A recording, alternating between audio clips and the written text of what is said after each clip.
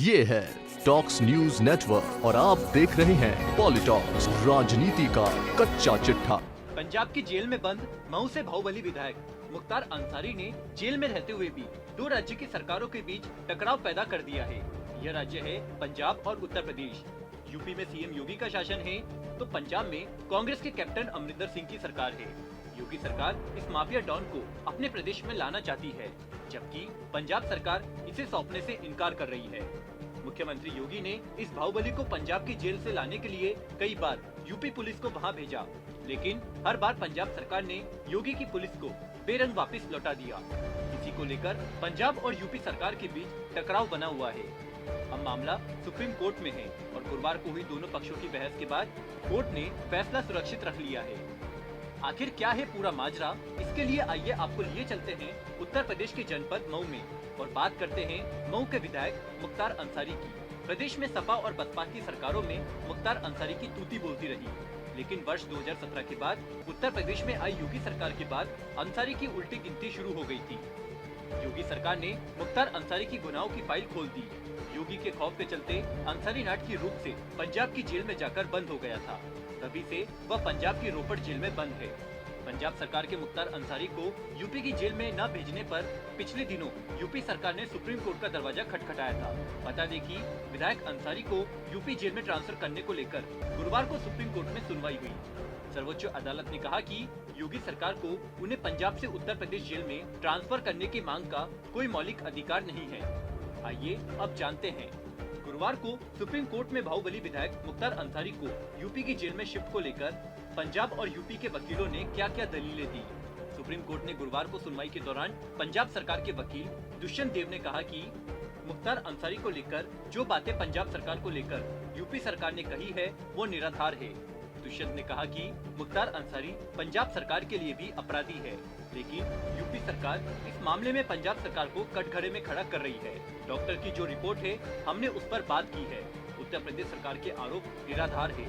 सुनवाई के दौरान उत्तर प्रदेश सरकार की तरफ से पेश हुए सॉलिसिटर जनरल तुषार मेहता ने जेल नियमों का हवाला दिया और कहा कि भले ही राज्य के पास मौलिक अधिकार नहीं है, लेकिन वह मुद्दे और पीड़ितों के अधिकारों का समर्थन कर सकता है और पीड़ित की भूमिका ले सकता है।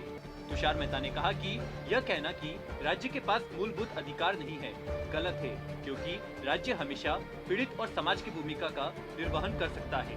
मेहता ने कहा कि अंसारी ने जेल नियमों का उल्लंघन किया और पीड़ितों के अधिकार और राज्य को नजरअंदाज नहीं किया जा सकता है और आरोपी को निष्पक्ष सुनवाई बाधित करने की अनुमति नहीं दी जा सकती। वहीं मुख्तार अंसारी के वकील मुकुल रोहतगी ने कहा कि कोई राज्य अनुच्छेद 32 के तहत दूसरे राज्य के खिलाफ नहीं आ सकता। मौलिक अधिकार नागरिक का होता है, राज्य का नहीं।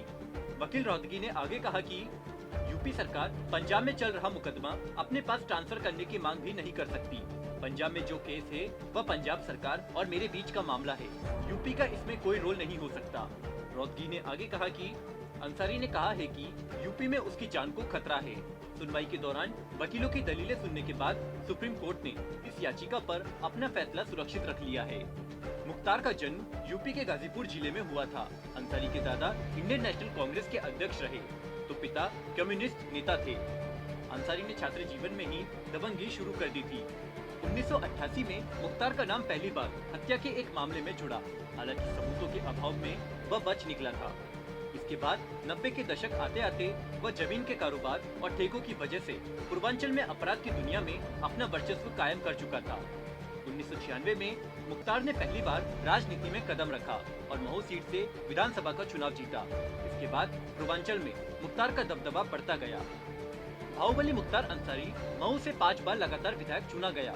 यही नहीं, यूपी में सपा और बसपा की सरकारों में अंसारी को संरक्षण भी मिलता रहा। यूपी में उसे बाहुबली नेता के रूप में जाना जाता है। उसकी दबंगई का अंदाजा इस बात से लगाया जा सकता है कि वह जेल में रहते हुए भी चुनाव जीतता रहा। 2005 में भाजपा विधायक कृष्णानंद राय की हत्या से भी अंसारी का नाम जोड़ा था। अंसारी ने पूर्वांचल ही नहीं बल्कि उत्तर प्रदेश के कई जिलों के साथ पंजाब दिल्ली तक अपना आतंक नेटवर्क फैला रखा है।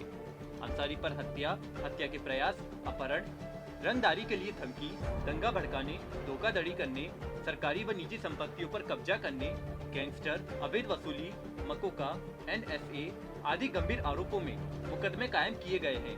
3 राज्य के 10 जनपदों के 21 थानों में 46 मुकदमे दर्ज है। बहरहाल गाजीपुर में भाजपा विधायक कृष्णानंद राय की हत्या, मऊ में ठेकेदार अजय प्रकाश सिंह उर्फ मन्ना सिंह द्वारा हत्याकांड, मन्ना हत्याकांड के गवाह रामचंद्र मौर्य और उनकी अंगरक्षक सिपाही सतीश के द्वारा हत्याकांड मामलों में अभी उनके विरुद्ध सुनवाई जारी है। अक्टूबर 2005 में मऊ में भड़की हिंसा के बाद मुख्तार ने पुलिस के सामने सरेंडर कर दिया था। तभी से वो यूपी की जेल में बंद था।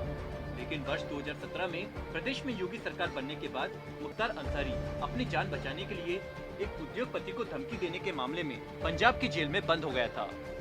मुख्तार के 2 बेटे हैं और भाई अफजल अंसारी गाजीपुर से सांसद है। PoliTalks bureau UP. ये है टॉक्स न्यूज नेटवर्क और आप देख रहे हैं पॉलिटॉक्स, राजनीति का कच्चा चिट्ठा।